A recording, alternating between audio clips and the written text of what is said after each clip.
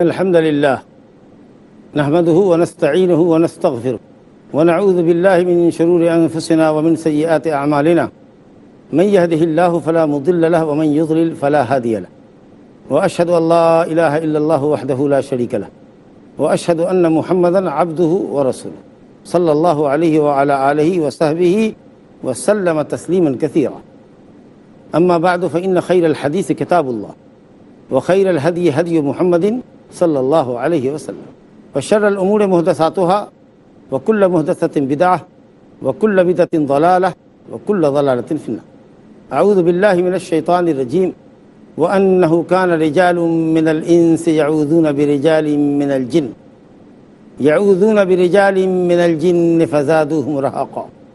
وعن خولة بنت حكيم رضي الله عنها قالت سمعت رسول الله صلى الله عليه وسلم يقول من نزل منزلا فقال أعوذ بكلمات الله التامات من شر ما خلق لم يضره شيء حتى يرحل من منزله ذلك رواہ الامام مسلم فی صحیح.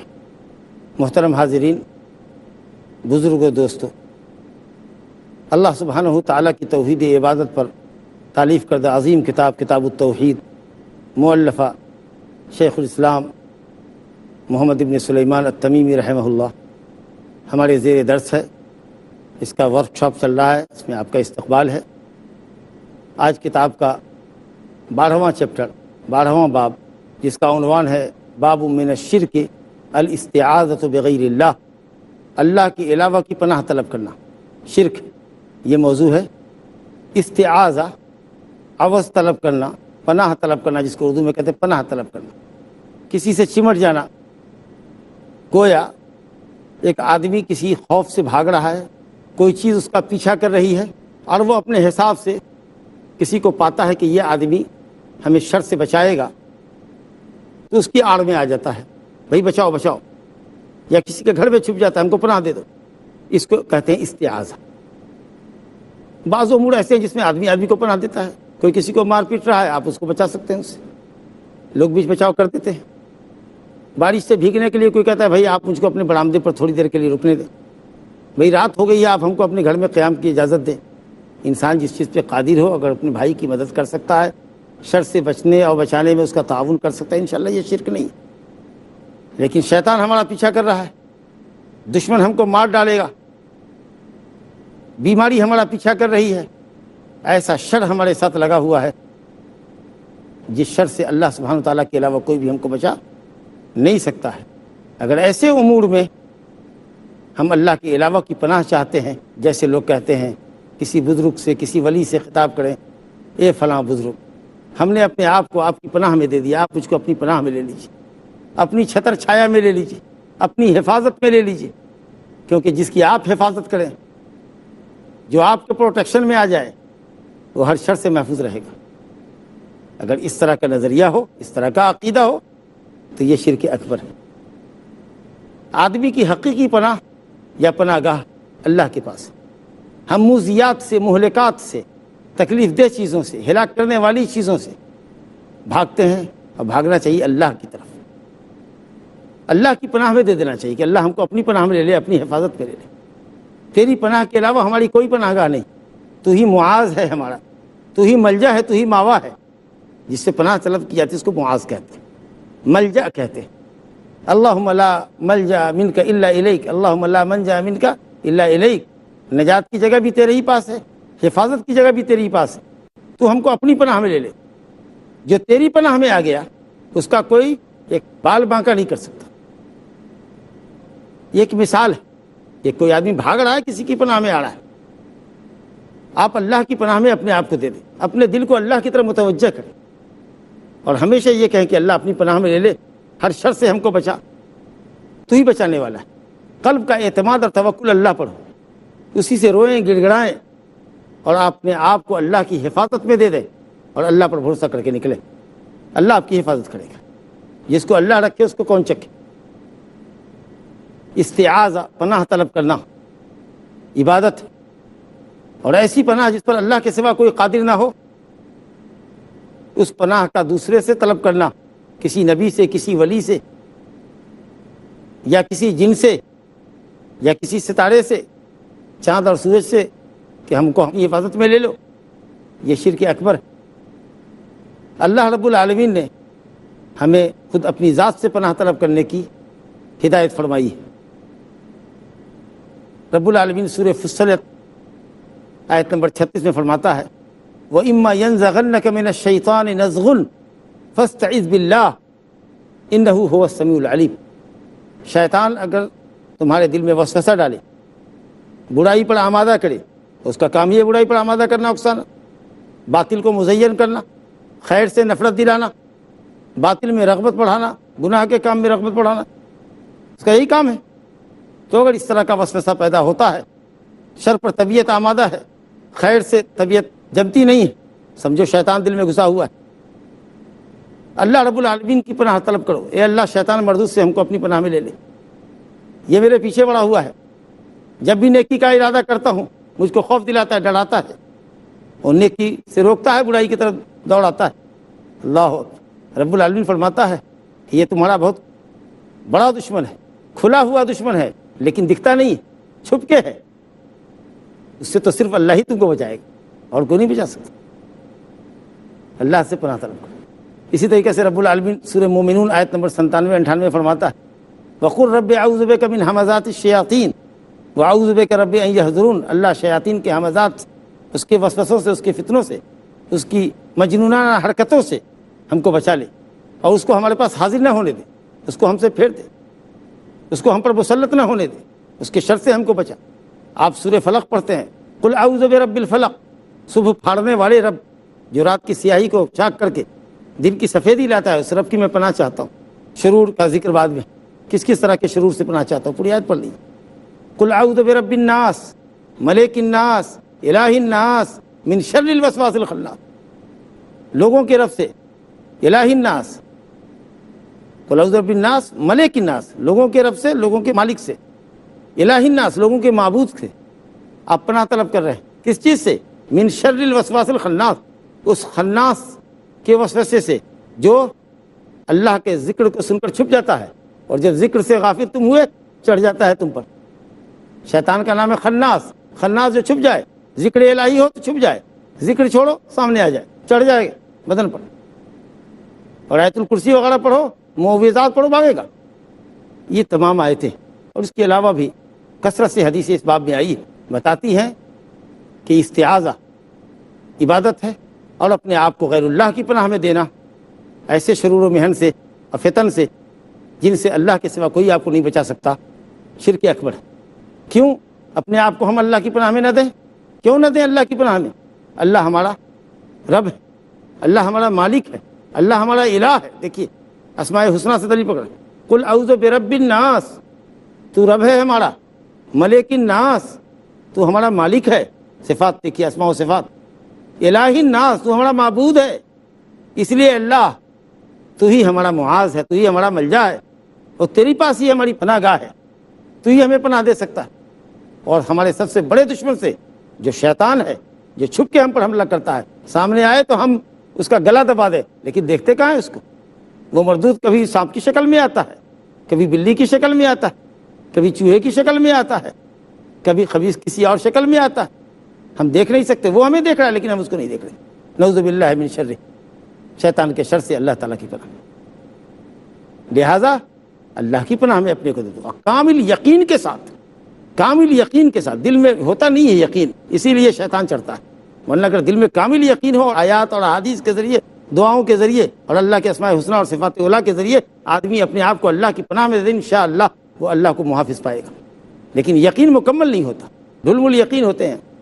آیت کریمہ سورہ جن کی آیت نمبر 6 پڑھیے، مومنین جن نے ہمارے لیے کچھ باتیں رکھی ہیں۔ اللہ تعالیٰ فرماتا ہے یہ جن جو مسلمان ہوئے تھے، اسلام لانے سے پہلے کس طرح کا شر و فساد کرتے تھے، اس کو ذرا آپ دیکھیے۔ اس میں کہتے ہیں اللہ تعالیٰ، یہ مومنین جن مسلمان ہونے کے بعد کہتے ہیں وَكَانَ رِجَالٌ مِّنَ الْإِنسِ يَعُوذُونَ بِرِجَالٍ مِّنَ الْجِنِّ فَزَادُوهُمْ رَهَقًا، کچھ انسانوں میں مرد تھے جو جنوں کے مردوں سے پناہ چاہتے تھے، تو ان شیطانوں نے اتنی دھما چوکڑی مچائی، اتنی سرکشی مچائی کہ انسانوں کو اتنا ڈرایا اور سہمایا کہ انسان شیطان کے ڈر سے اس کی عبادت کرتا تھا، اس کے نام کی نظر و نیاز چڑھاتا تھا، اس کے نام سے جانور ذبح کرتا تھا، اس کے شر سے بچنے کی۔ کوئی چشمہ کھودا جانور ذبح کر دیا، کوئی گھر بنایا جانور ذبح کر دیا، کوئی بلڈنگ خریدی شیطان اس میں حاوی ہوگا پریشان کرے گا، چلو ایک جانور ذبح کر دیتے شیطان کے شر سے بچنے کے لیے۔ تو اس طریقے سے شیطانوں نے ان کو گمراہ کیا۔ فزادوہم رہقا، زادو کنہوں نے؟ شیطانوں نے رہقا خوف اور گناہ انسانوں کا بڑھا دیا، انسان ڈر کے کرتا تھا، یا انسانوں نے پوجا پاٹ کر کے شیطانوں کے شر کو بڑھا دیا۔ دیکھا شیطان نے کہ انسان اتنی اشرف المخلوقات ہو کے ہم سے ڈرتا ہے، تو چلو اس کو اور ستاؤ پریشان کرو تاکہ یہ ہم سے ڈرے اور سے ہمیں اور ہم پر نظر و نیاز چڑھائے۔ یہ کون کہہ رہے ہیں؟ مومنین جن کہہ رہے ہیں کہ جاہلیت میں لوگ اس طرح سے شیطانوں سے پناہ چاہتے تھے تو شیطان ان کے سرکشی کا ذریعہ بن گیا اور وہ شیطانوں کو سرکش بنانے کا ذریعہ بن گئے۔ یہ ڈرتے رہے اور وہ ان کو ڈراتا رہا۔ انشاءاللہ ایک مختصر سے وقفے کے بعد پھر حاضر ہوتے ہیں۔ لا الہ الا اللہ۔ السلام علیکم۔ شیاطین نے انسانوں کو ستایا اور انسان شیاطین کے شر سے بچنے کے لیے شیاطین کی پوجا کرتا رہا۔ قیامت میں رب العالمین، مجھے اس موقع پر یاد آئی سورہ انعام کی آیت، اللہ تعالیٰ قیامت کے دن شیطان کو اور شیطان کے پجاریوں کو جہنم میں اکٹھا کرے گا۔ رب العالمین فرماتا ہے وَيَوْمَ يَحْشُرُهُمْ جَمِيعًا، جب ان سب کو جمع کرے گا، یا معشر الجن قد استکثرتم من الانس وقال اولیاؤہم من الانس ربنا استمتع بعضنا ببعض الی آخر۔ یہ شیطانوں، تم نے انسان سے بڑا فائدہ اٹھایا، بڑی عبادت کروائی، بہت پوجا پاٹ کروائی، بہت جانور ذبح کروائے، نظر و نیاز خوب کھایا پایا، تو انسان کہے گا کہ انہوں نے ہم سے فائدہ اٹھایا تو ہم بھی پیچھے نہیں رہے، ہم نے بھی ان سے فائدہ اٹھایا۔ ربنا استمتع بعضنا ببعض، تو شیاطین کے دوست جو انسانوں میں ہیں وہ کہیں گے کہ اے اللہ ہم نے ان سے فائدہ اٹھایا، یہ ہم سے فائدہ اٹھائے۔ ہم نے ان سے کیا فائدہ اٹھایا کہ یہ ہماری خدمت کرتے تھے، ذرا غور کیجیے گا، یہ ہماری خدمت کرتے تھے، ہماری حاجتیں پوری کرتے تھے، ہم کو غیب کی خبریں لا کر کے دیا کرتے تھے آسمان سے چھپا کے، ہم اس کے ذریعے کمائی کرتے تھے، مستان بنے ہوئے تھے، لوگوں کو ٹھگتے تھے، کچھ الٹی سیدھی باتیں بتاتے تھے، ایک آدھ بات سچی ہو گئی، میلہ ٹھیلا لوگوں کا لگتا تھا، خوب منہ مانگی کمائی ہوتی تھی، یہ ہمارا کام کرتے تھے۔ اس کے نتیجے میں ہم ان پر نظر و نیاز چڑھاتے تھے، جانور ذبح کرتے تھے، مٹھائیاں بتاشے لڈو ان پر چڑھایا کرتے تھے۔ سبحان اللہ، دونوں نے ایک دوسرے سے فائدہ اٹھایا۔ یہ شرک ہوا کہ نہیں ہوا؟ تو کبھی کبھی شرکیہ کام کرنے سے بھی کچھ فائدہ ہوتا ہے، تکلیف دور ہو جاتی ہے، کچھ نفع ہوتا ہے، اس کا یہ مطلب نہیں کہ شرک نہیں ہے کیونکہ آپ کا فائدہ ہوا، کیونکہ آپ کام کر رہے ہیں۔ شرک شیطان ہو سکتا ہے کہ تھوڑا موڑا کام آپ کا کچھ کر دے، وہ آپ کی خدمت کرے مگر آپ اس کی خدمت کیے، لیکن واللہ شیطان اگر آپ کی خدمت کرتا ہے تو عبادت نہیں کرتا، وہ آپ کی عبادت نہیں کرتا، اس نے تو رب تعالیٰ کی عبادت سے انکار کیا، اس کا حکم ماننے سے انکار کیا۔ وہ تو صرف آپ کی بات اس لیے مانتا ہے تاکہ آپ شرک کی راہ پہ لگ جاؤ، اسلام سے ہٹ جاؤ، صحیح راستے سے ہٹ جاؤ، اس لیے وہ آپ کی بات مانتا ہے۔ تو آپ کی خدمت شیطان کے لیے شیطان کی عبادت ہے، لیکن شیطان کی خدمت آپ کے لیے عبادت نہیں ہے، آپ کے لیے گمراہی پر گمراہی ہے۔ بہرحال آیت کی تفسیر میں مفسرین نے لکھا ہے کہ لوگ جب سفر کرتے اور چٹیل میدان سے گزرتے تو کہتے اعوذ برب ھذا الوادی بسید ھذا الوادی اعوذ بکبیر ھذا الوادی من سفہاء قومی، میں اس وادی کے بڑے سردار کی پناہ میں اپنے کو دیتا ہوں اس کی قوم کے بے وقوفوں کے شر سے۔ کبیر و ھذا الوادی، اس وادی کا کبیر، چٹیل میدان سے گزر رہے ہیں، رات ہو گئی ہے، ہلاکت خوفناک رات ہے، ہلاکت کا ڈر ہے، چٹیل میدان ہے، شیطان آ کے دبوچ لے گا، کسی شکل میں آئے گا، ارے تو اعوذ باللہ پڑھو، آیت الکرسی پڑھو، بھاگے گا سب۔ لیکن کہتے تھے کہ بڑے شیطان کی پناہ میں اپنے آپ کو دیکھتا ہوں، شرک کا کام کیا۔ یہ اس کی تفسیر ہے۔ ارے دیکھا شیطان نے کہ یہ اتنی بڑی مخلوق ہو کے ہماری پناہ چاہتا ہے، اللہ کی پناہ میں اپنے آپ کو نہیں دیتا، تو چلو ان کو اور دبوچو، ان کو اور پریشان کرو تاکہ اور ڈرے۔ یہ آیت کی تفسیر۔ تو ایک طرف تو یہ گفتگو تھی جو آپ کے سامنے آئی، اور اس کے مقابلے میں کیا کرنا چاہیے ہم کو، آپشن کیا ہے، اس کا بدل کیا ہے؟ تو شریعت نے اس کا بہترین سبسٹیوٹ آپ کو دیا ہے کہ یہ لوگ شیطانوں سے پناہ چاہتے تھے، شیطان ان کو پریشان کرتے تھے۔ آپ کہیں بھی کسی مقام پر اتریں، خوف و خطر محسوس کریں، تو شریعت نے آپ کو بہترین نسخہ دیا ہے، جس کو خولہ بنت حکیم جو صالحہ فاضلہ خاتون ہیں، صحابی ہیں، یہ ہم سے بیان کرتی ہیں کہ نبی صلی اللہ علیہ وسلم سے انہوں نے سنا کہ اگر کوئی شخص کسی مقام پہ اترے تو اپنے آپ کو اللہ رب العالمین کی پناہ میں دیتے۔ اہل جاہلیت، اہل شرک، یا آج بھی جو شرک کرنے والے ہیں، شیطان کے پجاری ہیں، شیطان کی پناہ میں آتے ہیں۔ لیکن ایک مومن کو کیا چاہیے؟ شیاطین کے شر سے، یا اور بھی چیز، سانپ بچھوؤں کے شر سے، یا انسانوں میں جو ڈاکو پھنسیاڑے ہیں، بدماش ہیں، ان کے شر سے، کسی طرح کی شر سے اگر پناہ چاہنا ہو، بہترین نسخہ ہے، چھوٹی سی حدیث ہے، چھوٹی سی دعا ہے، یاد کر لیجئے۔ کہا کہ من نزل منزلا، کوئی شخص کسی مقام پر اترے اور یہ کہے اعوذ بکلمات اللہ التامات من شر ما خلق، میں اللہ کے کلمات تامہ کے ذریعے پناہ چاہتا ہوں ہر اس مخلوق کے شر سے جس میں اللہ نے شر پیدا کیا۔ اللہ کے کلمات تامہ، تامات مانے کاملات، مکمل کلمات جس میں کوئی نقص نہ ہو، جیسے کہ بشر کے کلام میں نقص ہوتا ہے، اللہ کے کلام میں کوئی نقص۔ بعض مفسرین نے کہا الکلمات التامات الشافیہ الکافیہ، جو شفا کا ذریعہ ہے، جو ہمارے لیے کافی اور وافی ہے۔ بعض مفسرین نے کہا آیات قرآنیہ، ماشاءاللہ آیات قرآنیہ، احادیث معصورہ جن میں دعا سکھائی گئی، اور اسی طریقے سے اللہ کے اسماء حسنہ اور صفات علی، صفات علیہ، یہ سب کے سب اللہ کی کلمات تامہ۔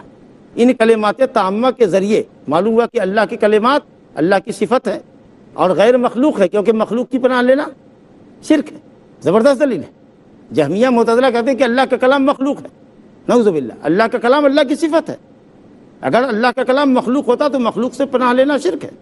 تو یہاں کہا جا رہا ہے کہ اللہ کے کلمات تامہ کے ذریعے ہم شیطان کے شر سے پناہ چاہ رہے ہیں، یا ہر اس مخلوق کے شر سے پناہ چاہتے ہیں جس میں شر ہے۔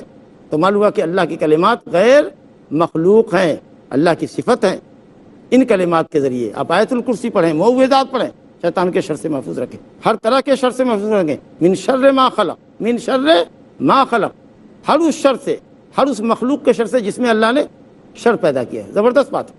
ہر مخلوق کے شر سے نہیں، ہر مخلوق کے شر سے نہیں، ہر اس مخلوق کے شر سے جس میں اللہ نے شر پیدا کیا۔ کیونکہ بعض مخلوق اللہ کی ہے جس میں کوئی شر ہے ہی نہیں، فرشتوں میں کوئی شر ہے، تو اگر کہیں کہ اللہ تم نے جتنی مخلوق پیدا کی ہے سب کے شر سے، اگر ایسا بولیں گے تو اللہ کی مخلوق فرشتے بھی ہیں، فرشتے میں تو کوئی شر نہیں۔ انبیاء کرام ہیں، ان میں کوئی شر ہے؟ کوئی شر نہیں۔ جنت میں کوئی شر ہے؟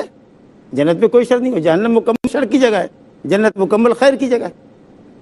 تو معنی یہ ہوا کہ ہر مخلوق کے شر سے نہیں، اس مخلوق کے شر سے، ان تمام مخلوقات کے شر سے جس میں اللہ تو نے شر پیدا کیا۔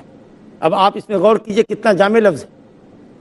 اس میں چوپائے آ گئے، شیر باغ آ گیا، سانپ بچھو بھی آ گئے، شیاطین آ گئے، انسانوں میں جو شیاطین صفت ہے وہ آ گئے، جتنی کچھ چیزیں ہو سکتی ہیں۔ تیز آندھی ہوا، جا رہے ہیں چٹیل میدان میں، طوفانی ہوا آ گئی، طوفانی بارش آ گئی، بجلی کا کڑکا، اور اسی طریقے سے آپ سمجھ سکتے ہیں زلزلہ، جتنی بھی آفتیں ہو سکتی ہیں، جو بھی چیز شر کا ذریعہ اور فساد کا ذریعہ ہو سکتی ہیں۔ آپ نے جب کہا من شر ما خلق، اے اللہ جس مخلوق کے اندر میں تو نے جو شر پیدا کیا ہے اس سے ہم تیرے کلمات تامہ کے ذریعے پناہ چاہتے ہیں۔ اگر آپ اس یقین کے ساتھ اس کلمے کو پڑھتے ہیں تو حدیث میں ہے لم یضرہ شیء، کوئی بھی چیز، شیء نکڑا ہے، کوئی بھی چیز بڑی چھوٹی اس آدمی کو گزند نہیں پہنچا سکتی، تکلیف نہیں پہنچا سکتی۔ شرط یہ کہ ایمان کامل ہو، یقین صادق ہو، حتی یرحل من منزلہ ذالک، یہاں تک کہ وہ اس مقام سے آگے بڑھ جائے۔